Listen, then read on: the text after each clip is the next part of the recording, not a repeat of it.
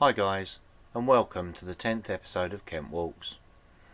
This week's walk isn't a peaceful countryside meander, but nor is it a mid-city romp.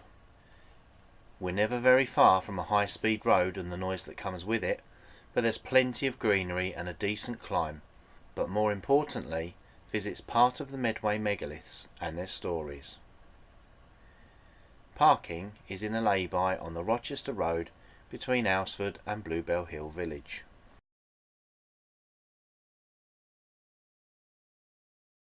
Cross the road to find a path that descends between trees to pick up the North Downs Way, and turn left along it. At the tarmac, turn left and then right through a tunnel under the A229. Follow the North Downs Way over High Speed 1 and soon after the White Horse Stone, turn left uphill.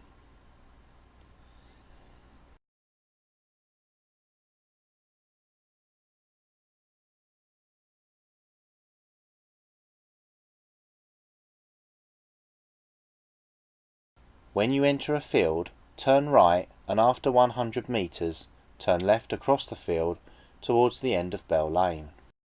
Maintain direction towards a radio tower, following the marked path. Before getting to the M2, turn left and head through Frith Wood, veering south to emerge at Warren Road. Cross over and follow the path to the very busy A229 and turn left along it for a very short while to climb a footbridge over the top of it. Head south down Chatham Road and after a fence turn right down some steps on a footpath that passes Kit's Coty house.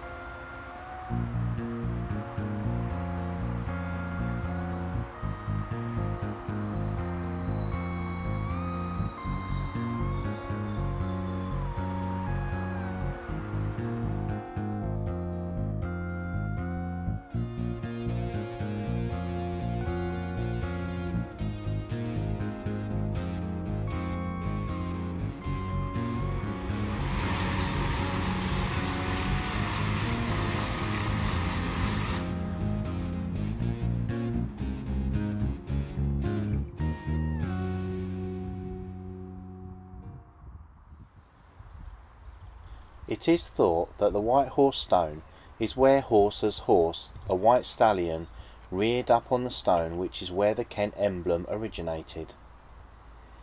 The White Horse Stone, together with smaller stones, were potentially used in a long barrow where Horser was buried, but since moved and scattered around the area.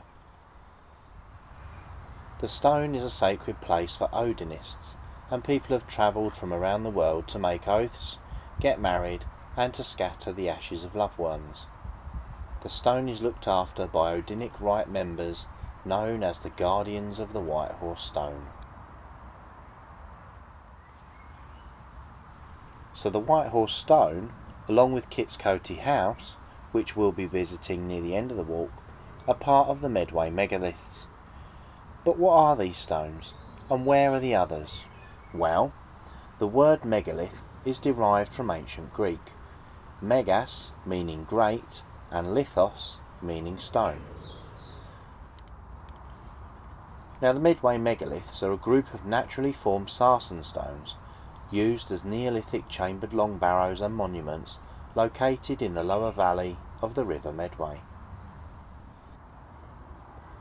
The other local megaliths in the group are the Cauldron Stones near Trosley, Addington Long Barrow, Chestnuts Long Barrow, Little Kit's Coty House, Smythe's Megalith and Coffin Stone. I'll definitely be visiting the Cauldron Long Barrow in a future episode, so make sure you subscribe so as not to miss it.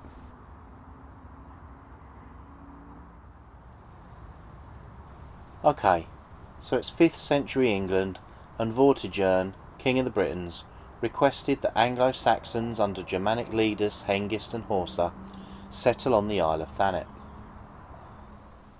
After the Saxons had lived on Thanet for some time, Vortigern promised them supplies of clothing and other provisions on condition that they assist him in fighting the enemies of his country.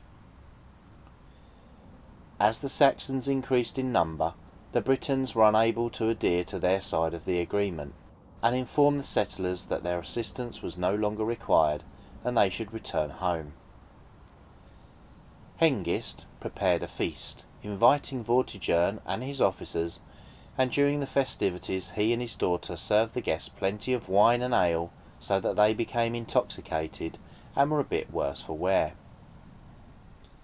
At the banquet, Vortigern became enamoured with Hengist's daughter Rowena, and pledged to Hengist whatever he liked in exchange for her hand in marriage.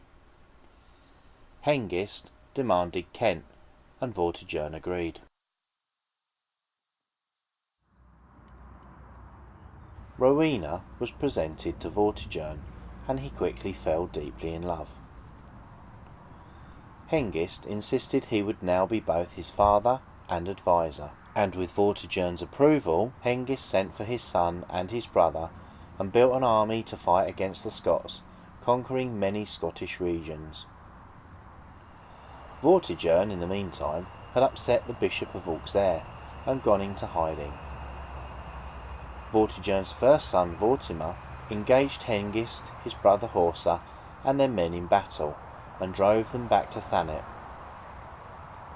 The war was long and bloody, and the Saxons repeatedly gained ground, and were repeatedly driven back. Vortimer attacked the Saxons 4 times, the third battle taking place in Aylesford, where both Horsa and Vortigern's second son, Catigern, were slain, and the final showdown near the stone on the shore of the Gaelic Sea, where the Saxons were defeated and fled to their ships.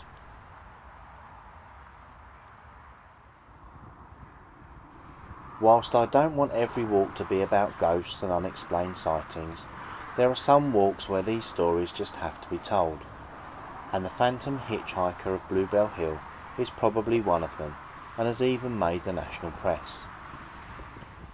Next week I'm walking in Pluckley, and of course you can't avoid ghost stories there, so apologies in advance if this isn't your thing.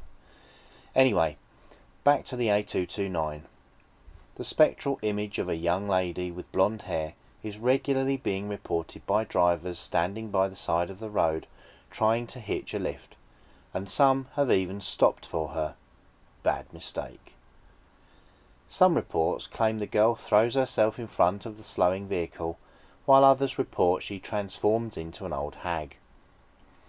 The press seem to have attributed the spirit to that of bride-to-be Suzanne Brown, who on the 19th of November 1965, the eve of her wedding, was killed along with 2 of her friends in a car crash. The group was on their way back from Suzanne's hen night when her Ford Cortina spun out of control, colliding with a Jaguar heading in the opposite direction. Incidentally, the Jaguar driver survived. We're now at the stunning Coty house, and these amazing standing stones would have been buried at the eastern end of a 70-metre earthen long barrow. The mound itself is thought to have been constructed between 4000 and 3000 BC, and would have been the burial chamber for Britain's earliest farming communities. These particular standing stones stand at 3 metres tall, and they're traditionally known as the burial site of Catigern, slain at the Battle of Alresford, at the hand of Hengist.